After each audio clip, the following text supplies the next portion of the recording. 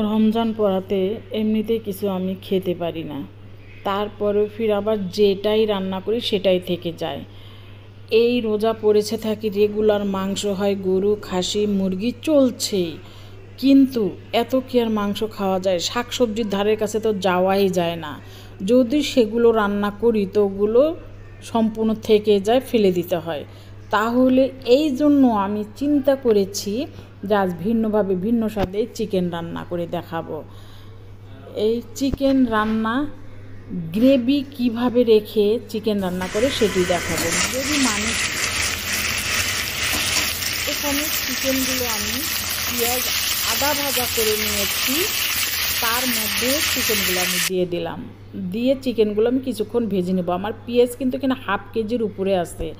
আর gravy যদি দিয়ে gravy রেখে তরকারিটা রান্না করতে চান, অবশ্যই কিন্তু এখানে হিউজ পরিমাণের মশলার পেঁয়াজ ব্যবহার করতে হবে। আমরা অনেকে আছি হিউজ পরিমাণ মশলা দিয়ে এই গ্রেভি রেখে তরকারি রান্না করি, কিন্তু বুঝিয়ে দিতে পারি না। আজ আমি আপনাদেরকে বুঝিয়ে দেব যে আসলেই গ্রেভিটা কি, শুধু হলুদ মরিচ লবণ না।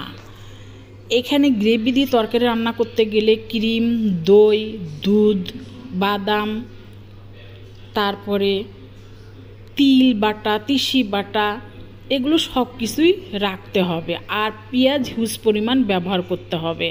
আর পরিমাণ মতো হলুদ মরিচ আমরা এমনি নর্মাল তরকারিতে যেটা খেয়ে থাকি সেটা দিতে হবে।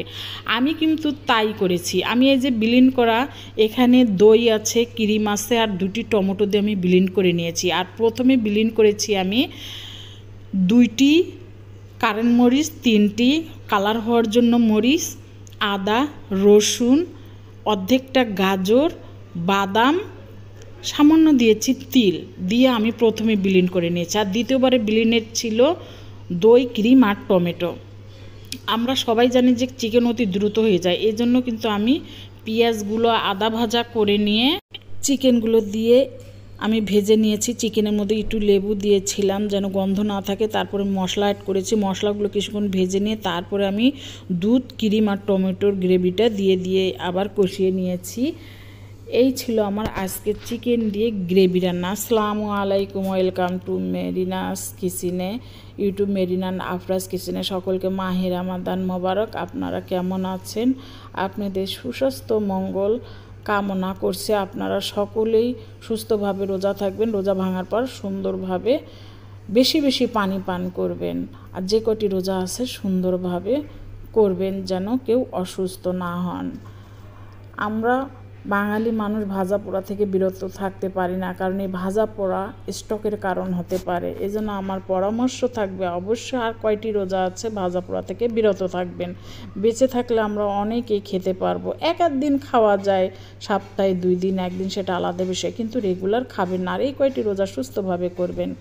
দেখতে পাচ্ছেন কথা বলতে বলতে আমার চিকেনও হয়ে গিয়েছে। কখন বুঝবো যে চিকেন আমার হয়ে গিয়েছে? যখন তেল উপরে আস্তে আস্তে যে তেলটা দিয়ে রান্না করেছি সেই তেলটা ভেসে উঠবে উপরে, তখনই মনে করবেন যে আমার এই চিকেন রান্না বা যে কোনো তরকারি রান্না হয়ে গিয়েছে।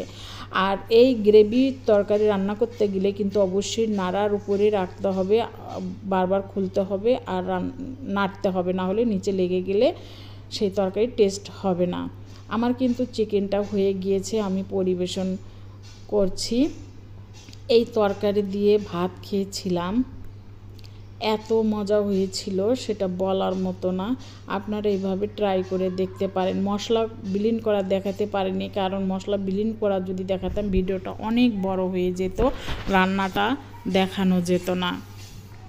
আর মশলাগুলো তো আমি মুখেই বলে দিয়েছি এর মধ্যে কি কি ছিল। আর গ্রেভি সহ রান্না করতে গেলে কিন্তু অবশ্যই মরিচ, লবণ, হলুদ এটাকেই বোঝায় না। সাধারণভাবে আমরা হলুদ মরিচ যেটা ব্যবহার করে থাকি তরকারিতে ওই রকম পরিমাণে লাগে। গ্রেভি মানে বোঝায় দই, ক্রিম, বাদাম বাটা, তারপরে দুধ, পেঁয়াজের পরিমাণ বেশি, এগুলো বেশি করে ব্যবহার করলে এগুলোকেই গ্রেভি বলা হয়। এগুলো বেশি ব্যবহার করলে গ্রেভি তৈরি হয়ে যায়। সকলকে ধন্যবাদ ধৈর্য সহকারে আমার এই ভিডিও দেখার জন্য। মাহে রমাদান মোবারক। আসসালামু আলাইকুম।